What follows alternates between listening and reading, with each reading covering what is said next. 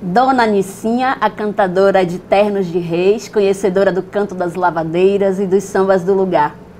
Comerciante de gado, seu Genésio. Os dois se uniram para juntar alguns ingredientes na panela da criação. Honestidade, empreendedorismo, simplicidade, paciência e muita poesia. Dessa mistura nasceu Del Feliz, um artista que o próprio nome dispensa comentários. Dono de uma poética que revela as nuances do sertão vivido por ele desde os tempos de menino, regado a banho de rio, a aboio e a muita imaginação. Del Feliz fez de sua obra um retrato de sua vida venturosa e com versos ternos e doces encheu o coração dos baianos e de muita gente mundo afora de encantos que só quem já pisou na estrada da música e da leitura é capaz de contar e de cantar. Hoje recebemos esse moço, embaixador da cultura nordestina, que com a sua voz potente já fez pouso em mais de 50 países, mas que hoje aporta na primeira flifinha para nos contar um tanto do seu era uma vez. Se o sertanejo é, antes de tudo, um forte, como tão bem disse o poeta, Del Feliz não foge à regra, e é com a sua narrativa que ele há de nos mostrar a ancestralidade que nos une e nos constitui como nação. Que a sua história beije a memória de afeto de vocês. Bem-vindo, meu querido. Oh, querida Lu, que satisfação para mim, né, poder participar de um projeto que tem tudo a ver com minha concepção de vida, com minha maneira de ver a vida e contar um pouquinho da minha história, compartilhar um pouquinho dessa minha história. Vamos abrir com uma canção, Del? Vamos abrir com uma canção que tem tudo a ver com o projeto, né, da feira ali, do Festival Literário, que se chama Lê, uma música, depois de tantas canções temáticas, eu queria muito fazer uma música sobre leitura e nasceu Lê. Então vamos ler. Li lá, que li lê, li ali, que lá lá lê. Nessa bela história todo mundo lê, lê, lê, lê, lê. E cada letra é um vagão daquele trem que nos faz viajar. É o chão da consciência, do saber, de se poder voar. É liberdade e é inspiração, magia que tece as asas da imaginação. É acordar pra sonhar. No livro está a escada que alcança o infinito, a luz pra ver que lá no invisível tá o quadro mais bonito. No livro está a escada que alcança o infinito, a luz pra ver que lá no invisível tá o que há de mais bonito. Esse canto é pra você. Lê, lê, lê, lê, lê, lê. Lê, lê, lê, lê, lê, lê, lê, lê, lê, lê. Esse canto é pra você. Lê, lê, lê, lê, lê, lê. Lê, lê, lê, lê, lê, lê, lê, lê, lê, lê. E cada letra é um vagão daquele trem que nos faz viajar. É o chão da consciência, do saber, de se poder voar. É liberdade e é inspiração, magia que tece as asas da imaginação. É acordar pra sonhar. No livro está a escada que alcança o infinito, a luz pra ver que lá no invisível tá o quadro mais bonito. No livro está a escada que alcança o infinito, a luz pra ver que lá no invisível tá o que há de mais bonito. Esse canto é pra você. Lê, lê, lê, lê, lê, lê. Lê, lê, lê, lê, lê, lê, lê, lê, lê, lê. Esse canto é pra você. Lê, lê, lê, lê, lê, lê. Lê, lê, lê, lê, lê, lê, lê, lê, lê, lê. Salve! Viva a leitura, viva Del Feliz e esse presente que você trouxe para nós. Pronto, Del, a gente agora quer escutar um pouco de sua história. E para isso eu vou começar com Paulo Freire, né, que a gente sabe, nosso patrono da educação. Comemoramos o centenário dele esses dias. Paulo Freire costumava dizer em seu livro A Importância do Ato de Ler, que ele aprendeu a ler as primeiras palavras escrevendo-as no chão com gravetos à sombra das mangueiras. Em outro momento ele afirmava que a leitura de mundo antecede a leitura da palavra. Então eu queria saber, né, eu queria que você contasse para nós sobre a sua leitura de mundo, sobre o seu quintal, o que te deu tanto, e contasse também, eu queria também que você contasse também sobre a leitura da palavra com a sua chegada à escola. Então são esses dois movimentos, a leitura do seu quintal, do seu lugar, de Barreiros, não é, do lugar de onde você vem, por outras instâncias por onde você passa também, que vão te constituindo como esse ser humano que você é, e também essa leitura da escola, essa leitura da palavra. Sim, as recordações são maravilhosas, né? Eu falo numa música minha que se chama Brincar de Crescer, que a gente tinha tanta coisa boa para viver que não tinha tempo, não sobrava tempo para pensar em tristeza. Lembro muito do quintal da minha casa, já que você citou aí, o espaço físico mesmo do quintal da minha casa, que era muito próximo de um monturo. Né? Tinha um pouco de mato e tinha um monturo. Na minha infância, muitas coisas vêm de uma maneira muito impactante para mim. As lembranças são muito impactantes. Desde a simplicidade, manhã carregando lata d'água na cabeça, a gente saindo para o mato para buscar lenha, por exemplo, que o fogão era de lenha, até as cantigas todas que estavam envolvidas, né, nas raspas de mandioca, plantando na roça, tirando semente de capim, tudo tinha música envolvida. Eu acho que tem uma relação muito especial com algumas coisas que marcam muito. Mas como eu fui uma criança diferenciada, que gostava de fazer as coisas, inventar muita coisa, eu tive várias experiências profissionais. Eu virei arrimo de família quando eu comecei a andar. Uhum.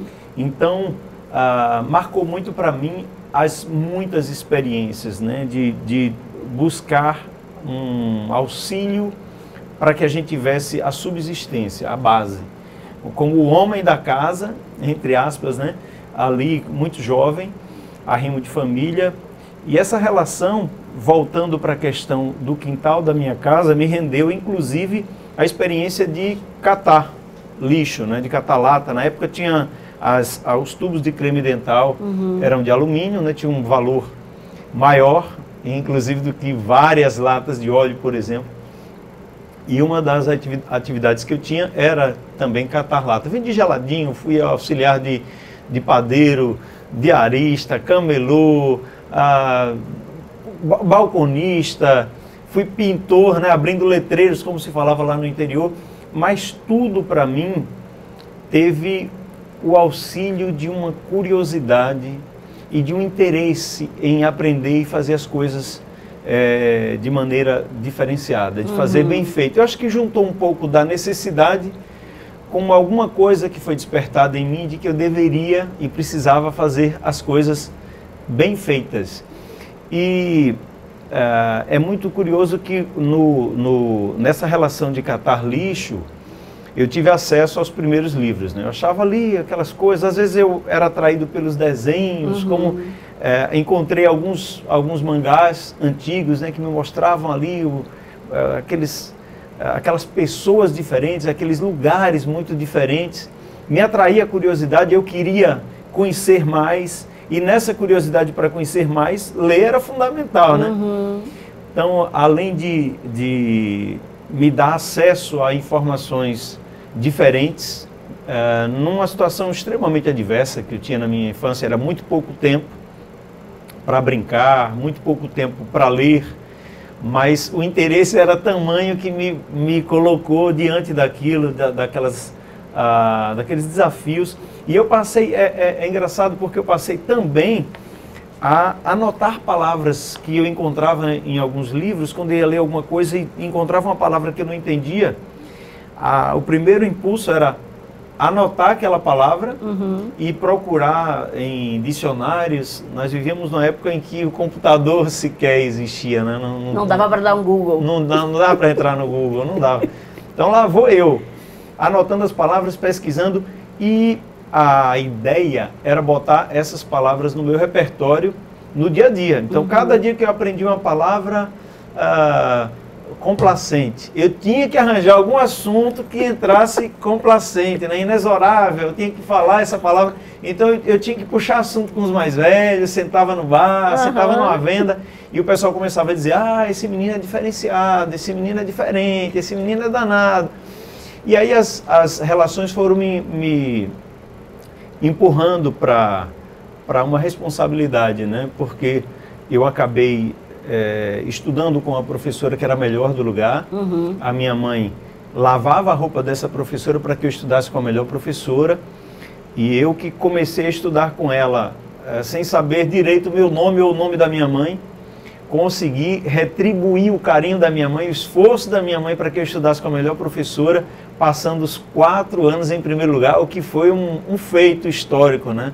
Hoje a professora dá nome à escola estadual de lá, a professora Dacilda Rios, e eu acho que essa curiosidade, esse impulso pela leitura me trouxe, sem dúvida nenhuma, insumos fundamentais, seja para que eu me tornasse um dos mais jovens escritores de cordel, quando surgiu ali na escola essa oportunidade, enfim, até essa sensação de me entender como ser humano, de entender um pouco mais o mundo, né?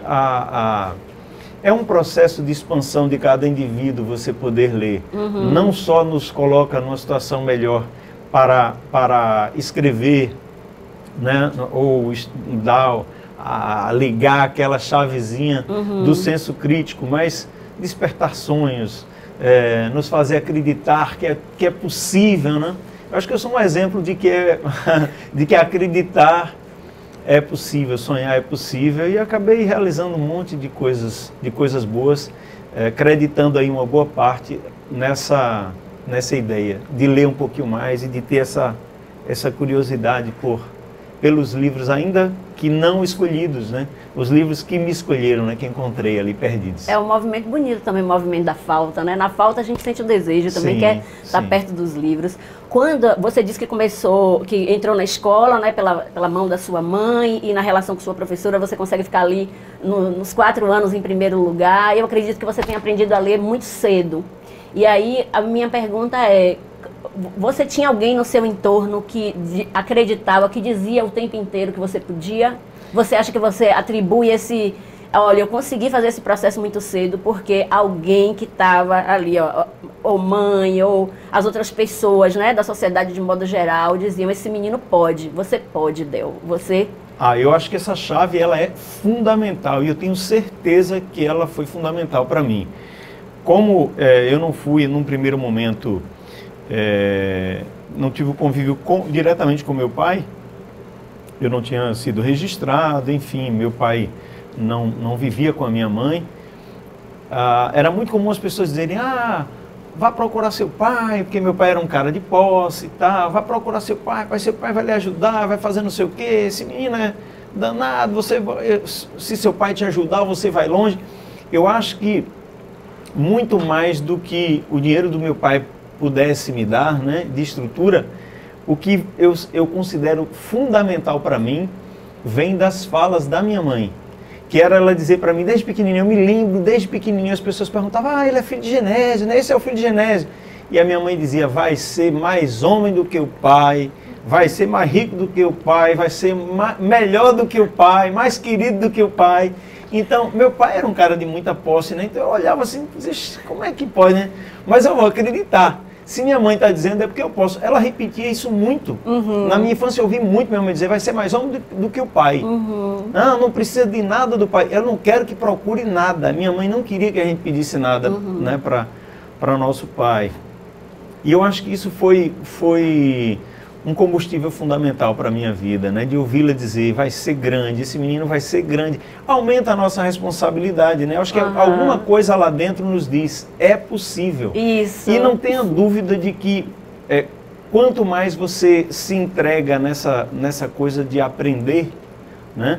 Mais você começa a entender que é possível mesmo, que dá para a gente construir o que a gente quiser a partir do conhecimento.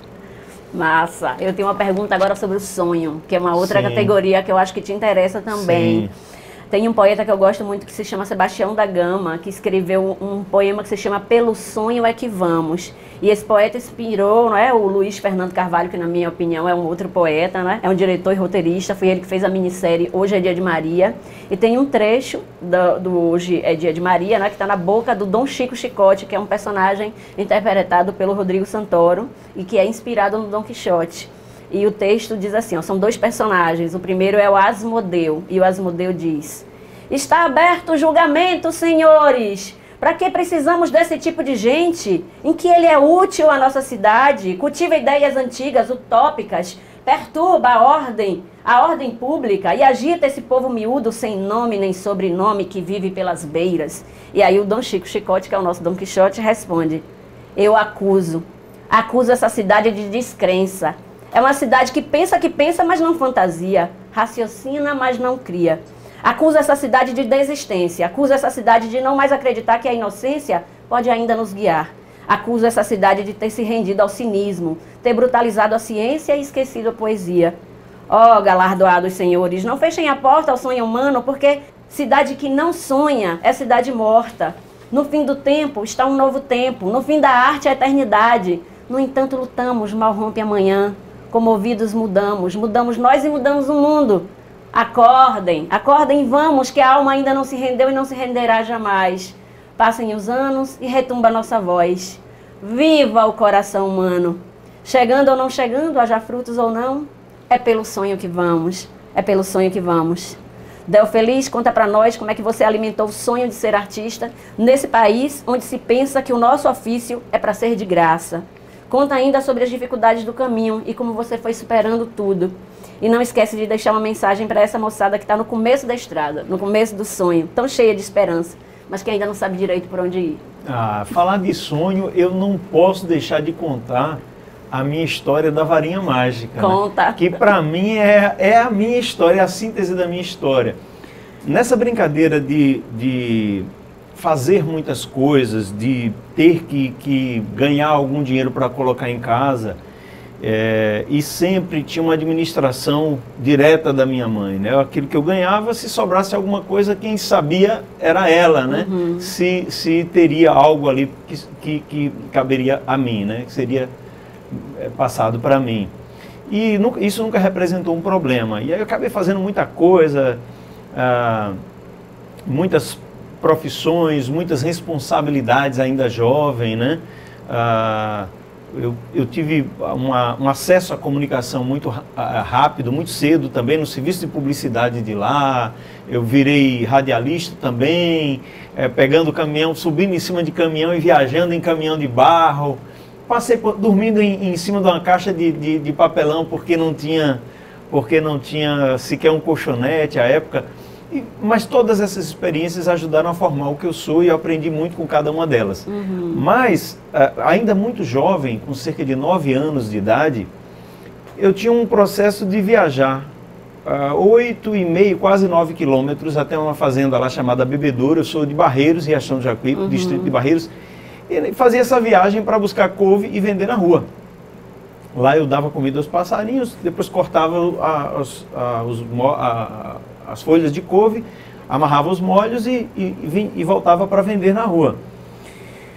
Nesse trajeto tinha todos os obstáculos que você puder imaginar, começando por as encruzilhadas, porque o pessoal dizia que tinha assombração e não sei o que. Eu era muito jovem, né? 9 anos, não é brincadeira, a gente tinha medo de tudo, mas tinha cachorro, a gente encontrava cachorro no caminho, e na época se falava muito em raiva, tinha gente tocando gado. Então vinham aquelas boiadas e você para onde corre, né? Às vezes de um lado tinha uma caatinga, do outro lado tinha uma roça cheia de boi.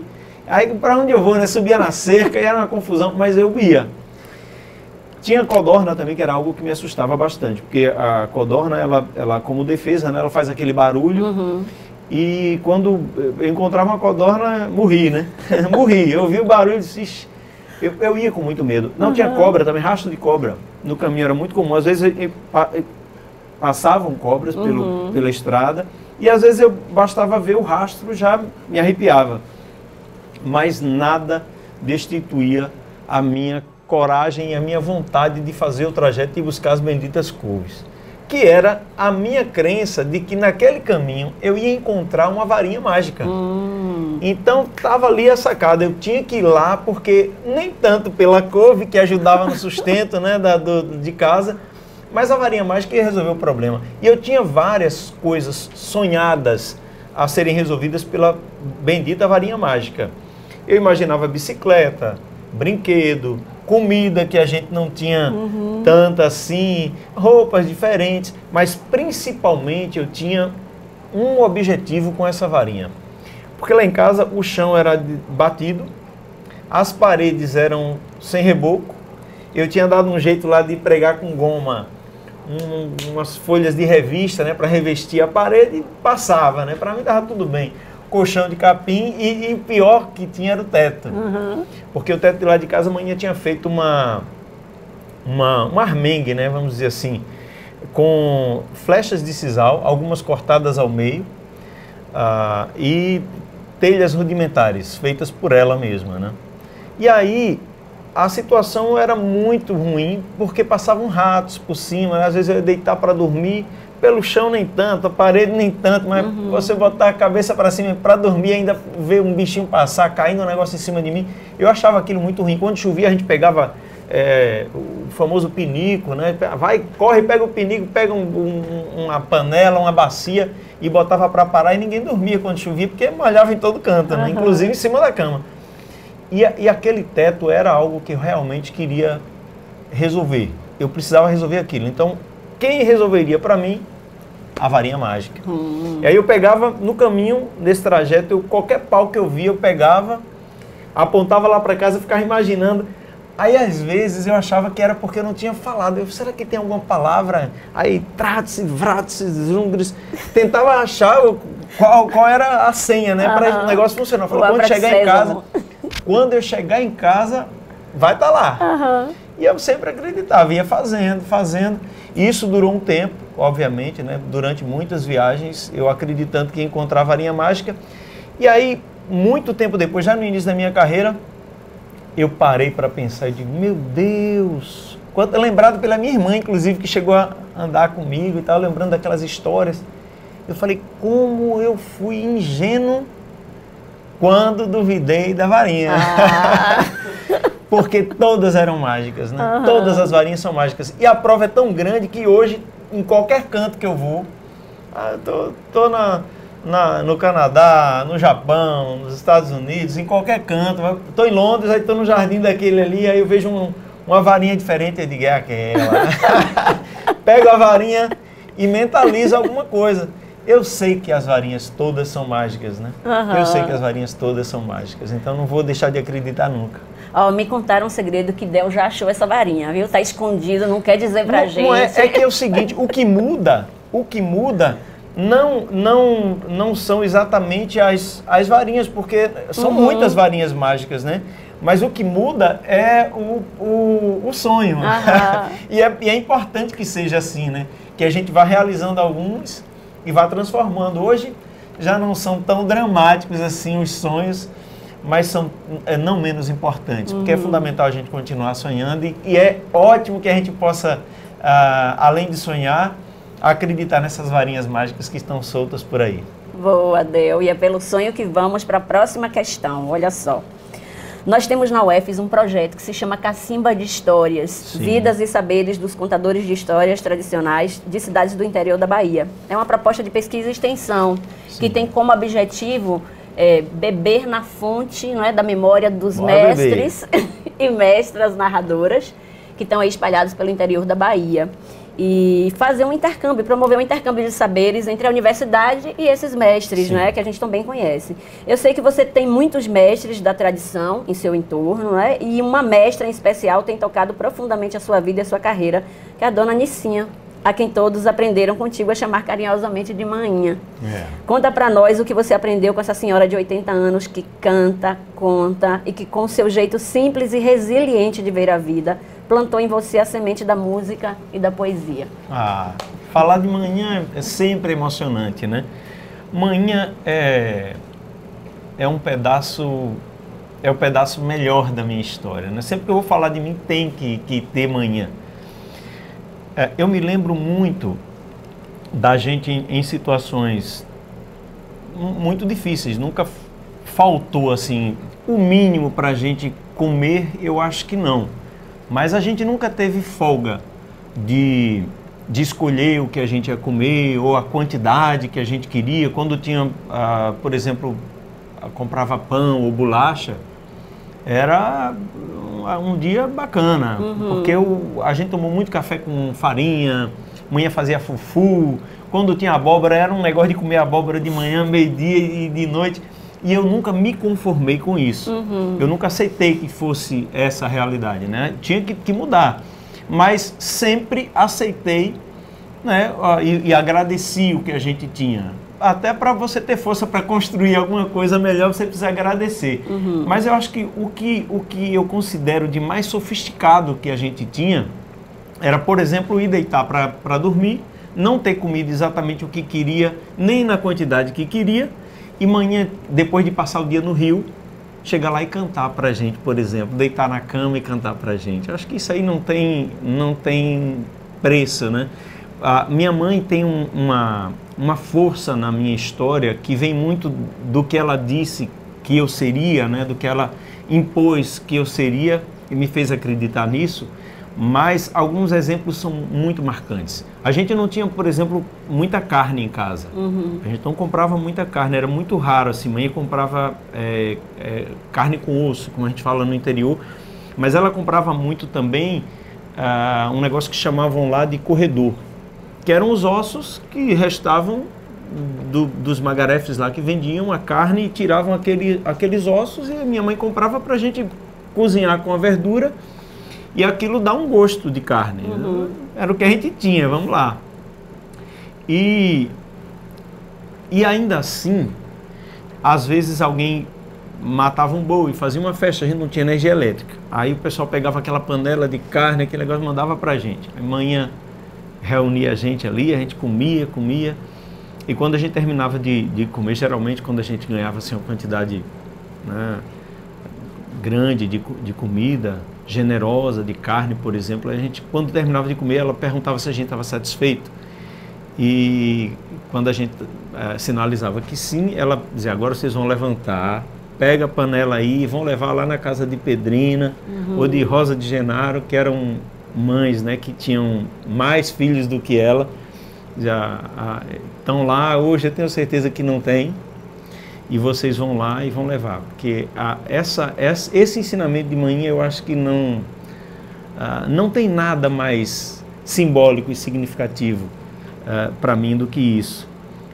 que a generosidade, ela é fundamental sempre, né? Mas ela se exibe de uma maneira singular quando você é generoso precisando de alguma generosidade, né? Quando você está numa situação difícil e ainda assim você consegue enxergar que é possível doar, né? Fazer o bem. Essas aulas da minha mãe me trazem muita coisa de boa, me alimentam muito, né? Então, essa história da aula com a professora Dacilda, ninguém imaginaria que eu tivesse condições de estudar com a professora Dacilda, mas minha mãe queria que eu estudasse com ela. Então não tinha conga, não tinha quichute, que eram obrigatórios, não tinha camisa da escola com um emblemazinho, né, da escola Mário Novo. E a minha mãe ia lá, lavava a roupa dela e ajustava de algum modo, do jeito que era possível, com um esforço adicional, um esforço a mais, e me permitiu estudar. Eu acho que eu consegui devolver um pouquinho do gesto carinhoso dela quando eu passei os 4 anos em primeiro lugar. Eu acho que em cerca de 30 anos de aula dela lá, só 2 alunos conseguiram esse feito, porque realmente era muito difícil, eram mais de 40 alunos na sala. E tem uma última parte assim com a minha mãe, que eu coloquei na primeira música que eu fiz no meu primeiro disco, que toda vez que eu cantava eu chorava, que era a história da gente levar comida para ela no Rio, que marca muito também para a gente. A gente passava na casa da dona das roupas, pegava aquela comida, né, aquele fardozinho de comida, ia lá levar para minha mãe, e não foram poucas as vezes, né, que a gente chegava lá com a comida, a mãe cheirava e dizia que para a gente comer longe, porque o cheiro estava incomodando ela, chamava de fastio, né? Desculpa. Desculpa. E quando eu fui fazer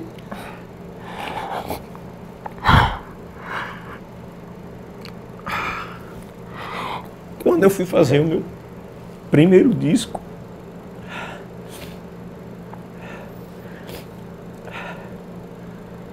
a primeira música que eu fiz foi contando essa história de manhã, dela dizer que não estava com fome, para que a gente não ficasse com fome.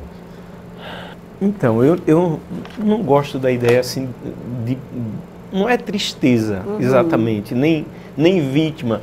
Eu não me acho vítima de nada. Eu acho que eu viveria tudo de novo, com muita alegria e muito grato por esses ensinamentos da minha mãe, da postura dela. A gente fez música juntos, eu já fiz, minha mãe compunha, né, algumas coisas para meu tio Antenor, que era sambador também, meus tios todos, né, da música.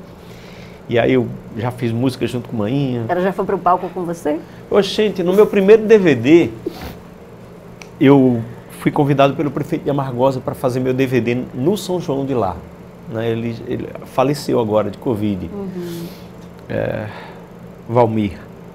Uma pessoa muito, muito legal, foi muito generoso comigo no início da minha carreira. E ele falou, olha, no dia que você for gravar seu DVD, muita gente pensava que eu era de Amargosa por esse carinho que eu tinha com o pessoal de Amargosa e eles comigo. Você vai fazer seu CD no dia que você quiser do São João. Agora, no dia que você fizer seu show, a gente organiza para as atrações todas saberem que você vai escolher seu horário lá de gravar seu DVD e tal, a estrutura vai ficar toda por sua conta.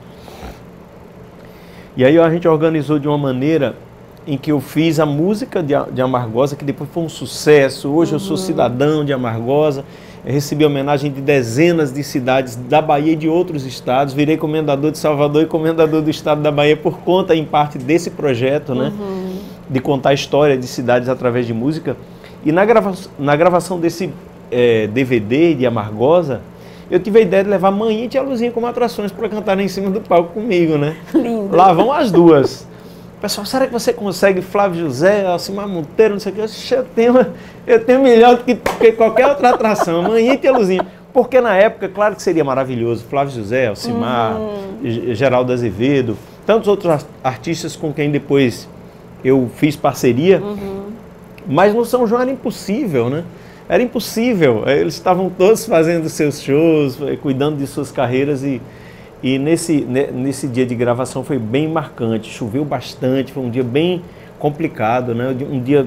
Foram praticamente 24 horas seguidas de chuva, mas quando a gente teve uma luz, assim, uma pausa, agora a gente grava, tava lá, Mainha e Tia Luzinha, arrumadas com a roupa típica, né, que elas gostam de cantar, todas na indumentária, e subiram no palco, foi muito bacana, marcou muito, tanto que algumas pessoas de algumas redes de TV ficaram encantadas com aquela ideia. Nossa, você levou sua mãe para cantar em cima do palco, sua tia, muito diferente, muito especial. E foi lindo porque elas cantaram uma música que ninguém até hoje, nas pesquisas que a gente fez, faz ideia de quanto tempo tem essa canção. Né? Virou de domínio popular e ninguém sabe a origem. Provavelmente tem mais de 100 anos e foi lindo demais, muito emocionante. Eu me orgulho muito de ter essa ideia de olhar para a minha raiz, para a minha história, né? Para aquelas pessoas que estão ali no entorno, para aqueles fazedores de arte, de cultura da minha região, do samba de roda, da chula, da bata de feijão, mas também de ter o coração aberto para parceria de modo geral, né? Porque eu acho que isso faz a gente crescer. Do mesmo jeito que eu aprendo gravando com Gilberto Gil, num contato com Maria Bethânia, que gravou música minha, Geraldo Azevedo, Elba Ramalho, todo mundo ensina, Buli, os mestres todos, né, com quem eu tenho construído essas parcerias, todos são maravilhosos. e trouxeram insumos para mim, para que eu melhorasse. Mas, da mesma forma, aquelas pessoas que estão começando, parceiros de música, muitos artistas que estão ali começando a compor, que mandaram música para mim para avaliar, será que eu estou no caminho certo e tal? Com eles também aprendi muito. E desse contato com pessoas que estão iniciando, eu também trouxe muita coisa para minha carreira e para minha vida, que a gente aprende sempre. Eu acho que eu tenho algo para ensinar para alguém, né? O saber é um negócio incrível, né? O conhecimento. E daí também, quanto é importante a gente ler, para a gente ter mais e mais insumos possível, mas cada um do seu modo, com ou sem leitura, todos nós temos muito que aprender sempre, mas temos algo para ensinar. E é com essa visão que eu tenho meus contatos. Para mim, a palavra parceria vem disso, porque eu estou sempre aprendendo, seja com esses grandes mestres, que eu tive a honra de fazer parceria com muita gente, são centenas de grandes artistas, eu acho que eu sou um dos artistas brasileiros que mais exercitou essa ideia de fazer parceiros, mas também com artistas que estão começando. Tanto que nos meus projetos coletivos, né, que tem sido muitos, eu tenho utilizado sempre o critério de juntar, quando possível, os ícones com os anônimos, para que a gente faça esse mosaico aí de experiências, de saberes, né? De diversidade, que é sempre bom. É na partilha que a gente é mais. É, sim. Quando a gente é mais um, eu tenho uma música que fala disso. Quando a gente é mais um, é que a gente é mais. É quando a gente pensa na questão do senso coletivo. Tem uma outra música minha que fala também que ser mais do que ter para ter o que dá, sempre, isso é óbvio, né? Mas eu acho que essa ideia da gente ser mais um, ela nunca foi tão... uma frase tão importante quanto agora, depois da reflexão, depois de uma pandemia que nos faz perceber quanto cada um de nós é fundamental para o outro, porque sozinho ninguém é ninguém, né? Não dá para a gente ser nada sozinho. Eu acho que é isso. Esperando sempre que a gente vai construir um mundo melhor. Nas minhas músicas eu procuro dizer isso também. Eu busco muito essa ideia de que respeitar a diversidade sempre, mas cada um tem a sua característica. E no meu caso, a minha obra está muito voltada para contar histórias, para falar dessas sínteses construídas a partir de tudo que identifica as cidades, mas também de pontos de vista da vida, como é que eu enxergo a vida, para cada tema que eu acho relevante, vou lá, faço uma musiquinha e vamos embora que vai dar meio-dia. Del, eu quero ouvir você cantar de novo pra gente, dessa vez eu quero ouvir a canção de Mainha, fiquei curiosa. Então, você falou que eu compus para ela, então recuperou o fôlego, dá pra gente ouvir? Recuperado, e é curioso porque também... toda vez que eu cantava essa música, durante um tempo, logo depois que eu fiz, né, compus a música no primeiro CD, o pessoal falou, você vai fazer um disco autoral? Eu componho. E os empresários na época ficaram assim, vamos ver. E a primeira música que eu fiz foi Mainha, e a turma achou, né, algumas pessoas ali próximas, inclusive da produção, acharam, rapaz, não tem ninguém interessado a conhecer a história da sua mãe. Para que você vai falar? Fazer uma música, você vai fazer uma música romântica, faça uma música comercial. E eu queria contar a história, né, de Mainha, contar a minha história através da música. Eu acho que ali começou um grande projeto da minha carreira, de contar alguma coisa através de música. Porque, curiosamente, eu também fiz as outras músicas que eles disseram, essa sim, aqui agora é música comercial, falando de amor, não sei o que e tal. A música que mais tocou no meu primeiro CD e a única que eu canto até hoje é Mainha. Então a gente vai escutar. É a minha verdade.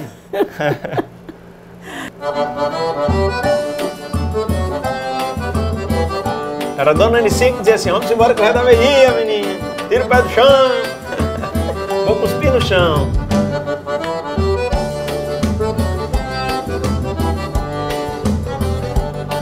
Que forrozinho bom. Mainha, tô na capital e hoje eu sou cantor. Mainha, tô na capital e hoje eu sou cantor.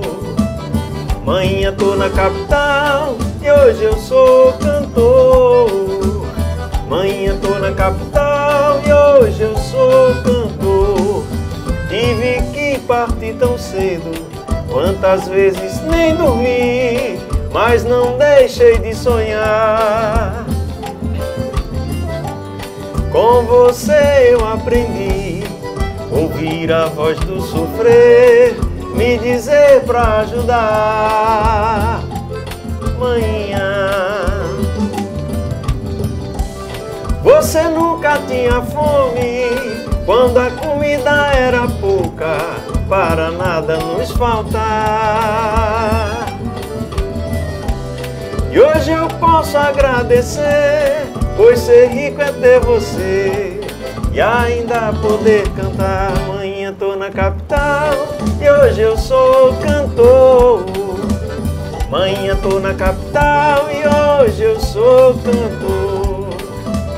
Amanhã tô na capital e hoje eu sou cantor. Amanhã tô na capital e hoje eu sou cantor.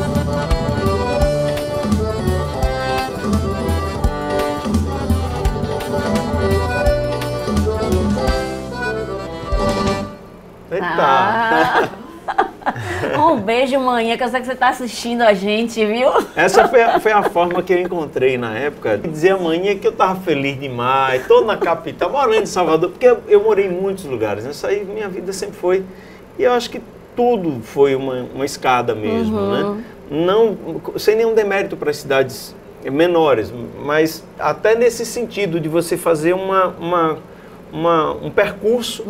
Eu saí do meu povoado, morei em Riachão, quando trabalhei na rádio, morei um período em Feira de Santana. Feira é uma referência para mim, virei cidadão feirense também, com muito orgulho, sou feirense. Construí uma história muito bacana em Feira, musical também. E depois fui para Salvador. Quando fiz essa canção, já era dizendo amanhã, que alegria ser cantor. Eu acho que de algum modo, eu não sei se sou eu carregando um pouquinho manhã comigo, ou se eu me sinto um pouquinho ainda no colo dela, cantando por aí onde eu vou, porque é uma realização também dela, né? Vem muito da inspiração construída, né? Daquilo que eu estou construindo, que constrói a minha obra, vem muito da minha mãe, né? Ela é minha grande fonte de inspiração, minha mestra maior. Então foi a forma carinhosa de contar um pouquinho da história da gente, de contar um pouquinho das nossas vivências e ao mesmo tempo agradecer ao universo por já estar ali cantando na capital. É um privilégio viver de música. Até voltando à pergunta que você me fez sobre o que é que eu diria para as pessoas, porque eu sempre acreditei que é possível a gente realizar o que a gente sonha, né? Correr atrás daquilo que a gente quer. Eu diria para qualquer pessoa jovem que sonha ser alguma coisa, mas eu digo alguma coisa da maneira mais ampla possível, porque a felicidade, ela está em você escolher o que você quiser, propuser fazer e acreditar que você vai estar bem fazendo aquilo, né? Não importa o que seja, não precisa ser obrigatoriamente a arte, não precisa ser advogado, médico, jogador de futebol, enfim, você precisa entender o que você quer, você tem aptidão e vontade de fazer e acreditar que você vai ser feliz fazendo aquilo. Isso. A música sempre foi uma coisa que eu amo, até pela história com a minha família. Então eu tive a oportunidade de fazer muita coisa. Quando eu abandonei a administração, eu estava cuidando de uma empresa já razoavelmente grande, já era uma realidade bem diferente daquela da minha infância. E eu mais uma vez comecei do zero, porque larguei tudo, falei, agora eu estou em condições de largar tudo aqui, tem uma estrutura para eu correr atrás do meu sonho. E eu acho que essa verdade, né, de ter exposto isso, inclusive nessa música, é uma síntese dessa verdade minha, de procurar cantar aquilo em que acredito, né? Botar as emoções dentro das minhas canções, me ajudou muito nessa realização. Eu me sinto extremamente realizado e eu acho que diante de todas as dificuldades que eu tive e caminhos que eu tive que percorrer para chegar aqui, eu posso dizer que dá para acreditar. Por maior que seja a dificuldade, dá para acreditar. Mas você precisa também entender uma coisa, acho que tem muita gente que às vezes desiste no meio do caminho, né? Porque os percalços são muito grandes, nada é fácil. E por mais que você tenha aptidão para fazer uma coisa, é óbvio que eu tinha uma relação musical de minha mãe, dos meus tios, enfim, queria fazer música, mas eu ando estudando todos os dias, seja lendo livros, ouvindo música, observando outros trabalhos, estudando técnicas sempre que é possível. Qualquer coisa que você for fazer, se dedique para fazer muito bem. Porque essa sensação de concorrência, entre aspas, não é bem isso, não é que haja uma concorrência. Mas você precisa concorrer consigo para melhorar, porque enquanto isso, outras pessoas estão fazendo isso, se desafiando e melhorando todo dia para oferecer alguma coisa melhor. Então, se você se acomodar, aí não chega mesmo. Tem que ter uma coisa diferente, né, Del? Na arte de cada um, uma identidade. E só com estudo a gente consegue. Tudo que eu quis fazer na minha vida, eu queria fazer bem feito. É vendedor de geladinho, eu queria ser um ótimo vendedor de geladinho. Para abrir letreiro na sala, eu queria ser um bom pintor. Ajudante de padeiro, queria fazer tudo direitinho ali, o melhor possível. Você tem que ser... se dedicar para fazer bem o que você vai fazer. Geralmente dá certo. Eu acho praticamente impossível dar errado assim. Se você quiser melhorar, todo dia aprender com aquilo, claro que só nesse caminho aí você já vai estar sendo feliz, né? Porque realmente você está se entregando e está fazendo uma coisa que você gosta. Mas para a coisa realmente fluir e dar muito certo, é só você querer. Não tem nada impossível, não. Então conta para nós agora nesse festival literário, né, que é a nossa feira do livro, que a gente vai chamar assim sempre carinhosamente, dessa Flifinha, quais são os livros que você tem lido, né, seja para criança, livros que você conhece, de autores que você conhece, que você quer trazer aqui agora como indicação, sejam os livros que você tem lido mesmo para te alimentar, para alimentar a sua arte, para ir se alimentando lá ao longo da vida. Conta para nós. Eu atualmente estou lendo 2 livros. Por incrível que pareça, Memórias Póstumas de Brás Cubas eu estou lendo agora, que é um clássico, né? Maravilhoso. Machado é uma referência singular, né? Craque. Mas eu ainda não tinha lido Memórias Póstumas de Brás Cubas. Eu diria que tem um livro que todas as pessoas deveriam ler. Eu gosto muito desse livro, que é O Mundo de Sofia, a História da Filosofia. Isso. É um livro que a gente fica com vontade de reler várias vezes, inclusive, né? Eu acho um livro extremamente interessante. Eu acho que ratifica um pouco dessa história de que a gente aprende a ler o mundo antes de ler, especificamente. Mas eu acho também que a gente lê muito melhor o mundo quando a gente lê mais, né? E O Mundo de Sofia é um desses livros que nos ajuda bastante, desperta muita coisa. Estou lendo a história, terminei recentemente de ler a história de Malala, que é um livro muito interessante. E eu diria para o pessoal, leiam o livro, para a turminha jovem, eu vou indicar Ricardo Ismael. Pronto. Ricardo Ismael está sendo um craque, né? Ele é um amigo querido. Ele é de Serrinha, né, e é um cara quem admiro bastante. Tenho uma admiração muito grande pelo Ricardo enquanto profissional e um escritor muito sensível também. Então, botar essa turminha para ir pesquisar essas obras do Ricardo Ismael, vai estar todo mundo feliz. Pronto. Então, estamos aí com as dicas de livro de Del Feliz. A gente está chegando no finalzinho, né, dessa entrevista, desse Era Uma Vez, dessa história que a gente ouviu o Del nos contar. Eu vou deixar o espaço agora para que você possa se despedir, para que a gente siga com a programação da Flifes. Eu só quero agradecer. Você é um amorzinho de pessoa. Desde o primeiro contato, eu virei fã, claro, e todos da Flifes, né? Um festival literário que é uma referência. São 14 edições já, né, com muito serviço prestado. E ainda diante de uma pandemia, essa força se sobressai. Ela é fundamental. Para a gente construir um mundo melhor, mais do que nunca a gente precisa de ações assim, né, voltadas para para o despertar, para sonhar. A gente, quando fala de leitura, né, eu me empolgo muito falando de leitura, e não por acaso eu fiz a música Ler, que foi algo que nasceu de uma ideia antiga, mas de um impulso também do Festival Literário daqui de Feira de Santana.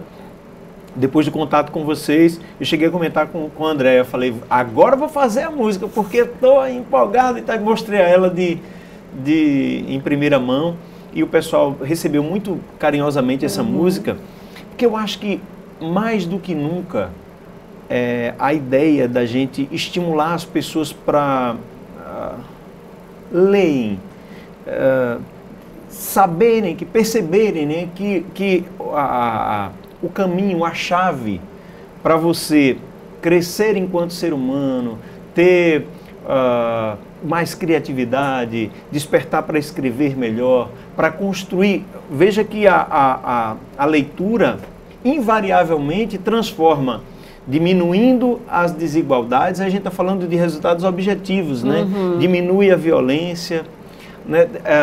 Melhora a saúde. Isso. Tudo é transformação prática e objetiva a partir da leitura. Então esse trabalho de vocês, eu não tenho dúvida de que transforma muitas e muitas vidas, e a gente precisa mais disso. É só parabenizar vocês por tudo que vem construindo nesses 14 anos e agradecer a oportunidade da gente estar junto, né? Falar um pouquinho aqui, trazer um pouquinho da minha história e da minha música, e que a turma continue aí escutando também a nossa Lê. Nós que agradecemos, Del, e reiteramos aí, viu, os afetos. Eu também fiquei muito encantada com você desde o início, todo mundo da Flifes, né, que se envolveu contigo desde o começo do processo também, te abraçou, te acolheu, ficou assim feliz da vida com a sua chegada. Se deixar eu ficar falando aqui, elogiando a equipe da Flifes, eu vou passar a semana inteira. Mas realmente é uma equipe maravilhosa, todos, né, com quem eu tenho contato. Me sinto agora já um pouquinho, né, parte da família Flifes, com muito carinho. É sempre gratificante renovar o contato com vocês e sempre agradecer, dizer muito obrigado, porque é muito nobre o que vocês constroem. Que bom! Agradecemos a vocês que nos acompanharam nessa entrevista com o querido Del Feliz, esse artista que tem uma rica, interessante e respeitável história e que faz questão de dizer sempre que tem muito mais para escrever e construir, com humildade e o privilégio de viver de sua grande paixão, a música. Continuem acompanhando a Flifes e a Flifinha. Sigam as nossas redes sociais, ativem as notificações e fiquem por dentro da programação. Um abraço afetuoso para todas as pessoas que nos escutaram até aqui e não esqueçam, ler é um ato político e revolucionário, capaz de abrir as portas para um mundo melhor. Viva a leitura!